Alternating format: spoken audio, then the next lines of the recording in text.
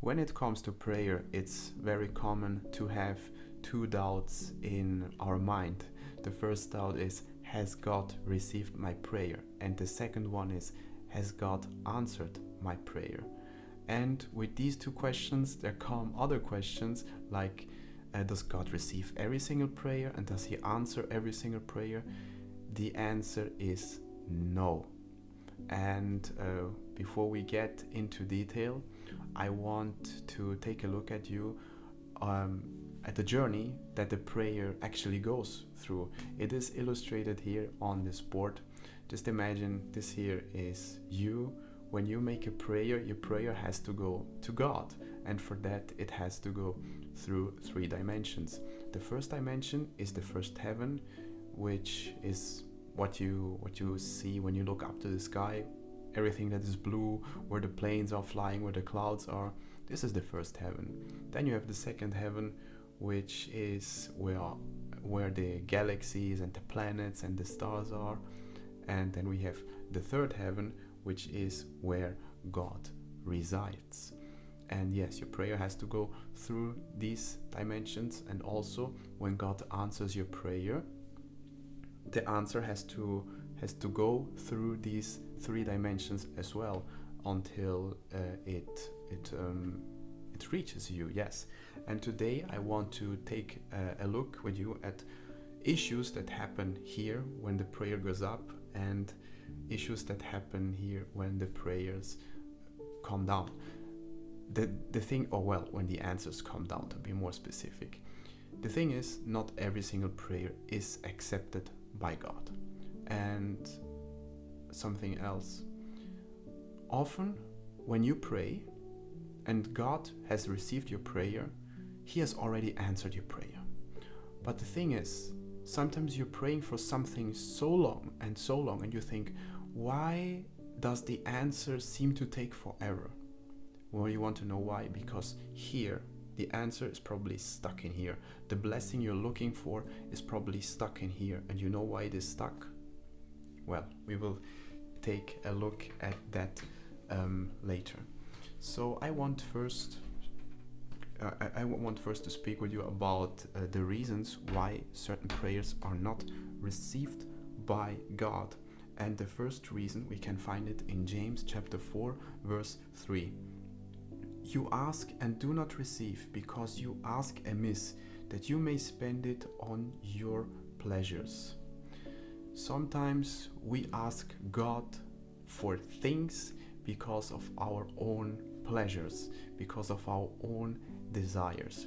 And often our will is not God's will, and therefore He will not, He can hear that prayer, but He will probably not answer that prayer. And often, yes, in certain cases, He will reject that prayer. You want to know why? Because often we ask for things that are not good for us, that harm us, or that potentially harm others. And of course, God cannot receive such a prayer. He cannot answer such a prayer. You are in this world with a purpose. You have been born with a purpose. Your life has a sense. God has given you a mission. God has plans for you in every single area of your life. He has a plan in your family life, in your professional life, and even in ministry. If He has chosen you to do ministry work, He also has a plan in there. He has a plan in every single area. And the thing is, you must ask God according to His plan for you. And if you ask Him according to His plan for you, He will answer you. And of course, with that there come some questions like, how do I know God's will for my life? And how do I know something is in God's will? Well, there are certain things that you can know and certain things that you cannot know. For example, you cannot expect God to give you something that is against His principles. For example, if you ask something that goes against God's values, against God's word against the Bible, he will not give you that, of course. He cannot go against his word just to fulfill your pleasures. And that is exactly what the Bible is talking about. And of course, sometimes we are in a situation in life where we don't know where we should go. And in that case, if you're not sure, there's one single phrase that you can use in your prayer, which would be, God, shall your will be done in my life and not mine. So you ask God to fulfill his will in your life and not your own, because you acknowledge that God's plans are higher than your plans. So if you include that in your prayer, you're already pretty safe. The second reason, this is especially important if you are married, or if you wish to marry one day, because also depending on how you behave in marriage, this can hinder your prayers from reaching God's presence. We can find the Bible verse that I want to read with you in the first book of Peter, chapter 3, verse 7. Husbands, likewise, dwell with them with understanding, giving honor to the wife as to the weaker vessel, and as being heirs together of the grace of life, that your prayers may not be hindered. What does that mean? This is my perspective. I don't think that this purely applies when you are husband, okay? This also applies to you if you are a wife. If you do not honor your wife, your husband, if you're not correct with them, if you're not faithful to them, if you do not respect them and cherish them, this can hinder your prayers from reaching God's presence. And this is very serious. I know that sometimes because we're human, we might have our differences, we might have minor differences, of course, but those things, I think many things can already be settled in a conversation. And of course, if there are like major things and you don't know how to settle them, at least an effort has to be done to settle these things. And you can always settle these things in God's presence. He's faithful to help you. He's faithful to make things right in your life. So whenever you need him, of course, he's not going to reject you. The only thing that he wants is that, that you get along with each other. So yes, if you are married, do everything you can to get along. And if you're looking to get married, be wise and ask God who you should marry with. This is at least my piece of advice for you. The third reason, we can find it in Psalm 145, verse 18.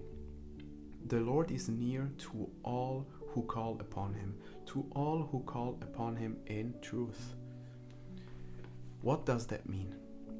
When you come before God, he wants you to come in truth. He wants you to come as you are, in the sense that when you pray, do not read from a piece of paper like you are citing just something. For example, many people, they read a psalm, they read a so-called prayer that somebody has written, and they think like, yeah, this is a prayer and this is having a relationship with God. No, having a relationship with God is different.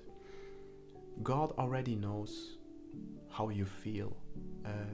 He already knows the things that you are going through.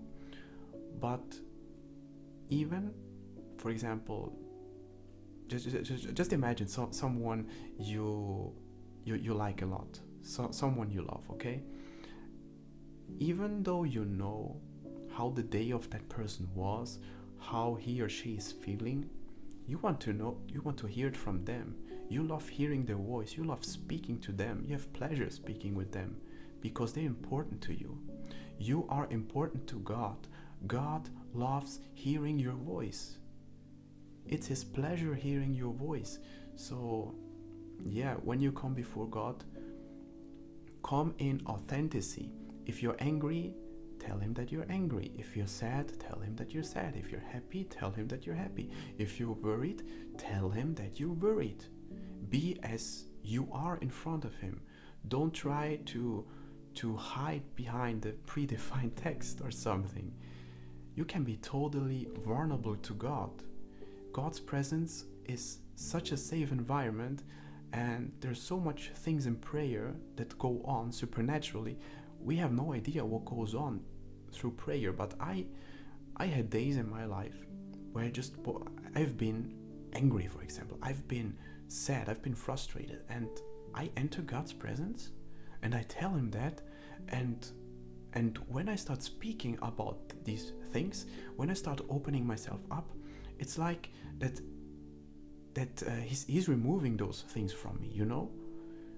And that's just a marvelous sensation. I want everybody to experience that. So yes, be authentic in God's presence, and you don't need to hide how you feel or how you are doing. Just be authentic. That's it. And with that, we have already covered I would say almost all reasons, but there's one reason that those were the reasons why certain prayers do not go up. Okay, those were some of the main reasons. Now I want to speak about you with regards to the points. Why do certain answers, certain blessings have not arrived yet in your life?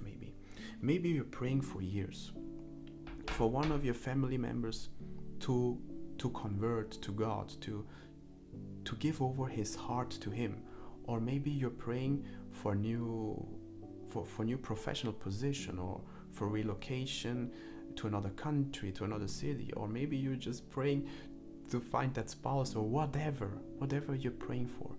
Sometimes God has already answered you. He has already answered you, but the answer has not arrived yet here. It is stuck here. And you know why it is stuck here? Because of spiritual warfare. The devil is your number one enemy. He does not want you to be blessed. He does not want you to receive the things that God has for you. So he tries to fight against those things. And I want to read the Bible verse with you. Matthew chapter 17 verse 21. However, this kind does not go out except by prayer and fasting. So whenever you suspect, hold on, I'm praying so long for that answer to arrive. Why hasn't it arrived yet? Maybe you're in spiritual warfare. Not always. Sometimes God, he can make you wait because he's sovereign, he has his will, he has his purpose, he has his plans. But sometimes the time for your blessings has already arrived, and the blessings have not arrived yet. Then you need to enter into spiritual warfare. Then you need to start a fast and pray in spiritual warfare for these strongholds, for these chains to break, so you can have your breakthrough, so you can have your miracles, so you can have your blessings and all the things that you have been asking God for. But I will make other videos about spiritual warfare, and but just to let you know, this is probably the main reason why some blessings have not arrived yet. Yes. And very important to emphasize, God's will is perfect. He's sovereign. When he decides to answer one of our prayers, when he decides to give us a blessing, is because he wants so. And if he does not decide to give us something, there's always a good reason behind that. Sometimes we behave like little children in God's presence, and we ask God for things that are dangerous. For example, just imagine, for those that have children, just imagine that your child, who is maybe 3 years old, asks, "Mommy, Daddy, give me a knife." You're not going to give a knife to a child. It's dangerous. But sometimes we literally ask God those kinds of questions. And yes, he does not answer us because we asked for those things. But anyways, I hope that this video was a blessing, and if you're new to this channel, please subscribe, leave your thumbs up, share this video with your friends, share it with whoever you think could benefit from it. And yes, I see you in the next video. God bless you and stay blessed.